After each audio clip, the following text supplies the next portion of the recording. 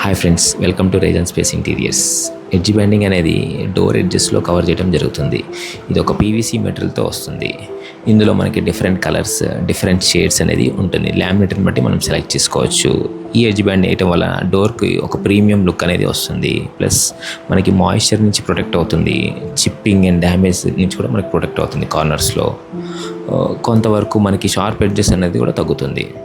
So మనకి మార్కెట్లో different colours లామినేట్ని బట్టి గ్లాసీ కానీ మ్యాట్ కానీ ఆ లామినేట్ తగ్గట్టుగా మనం సెలెక్ట్ చేసుకోవచ్చు. ఇది యూజువల్గా మనకి రోల్స్లో 50 మీటర్ రోల్స్లో వస్తుంది. మనకి మార్కెట్లో 15 రూపీస్ పర్ మీటర్ అనేది దొరుకుతుంది. ఈ థిక్నెస్ చూసినట్టయితే 0.45 mm నుంచి 3 mm వరకు మనకి దొరుకుతుంది.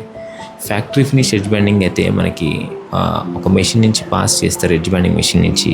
సో పాస్ చేసిన తర్వాత కంప్లీట్గా 4 సైడ్స్ అనేది నీట్గా స్టిక్ అయ్యి ఒక ప్రీమియం అండ్ బెటర్ ఎపీరియన్స్ లుక్తో మనకి ఎడ్జ్ బ్యాండింగ్ అనేది వస్తుంది.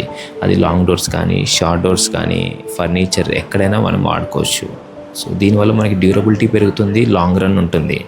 సో బిఫోర్ ఎడ్జ్ బ్యాండ్ అయితే మనకి ఇట్లా అప్లై కనిపిస్తుంటుంది. ఆఫ్టర్ ఎడ్జ్ బ్యాండ్ అయితే ఇట్లా నీట్గా మంచి డీటెయిలింగ్ లుక్ బాగుంటుంది. Thank you.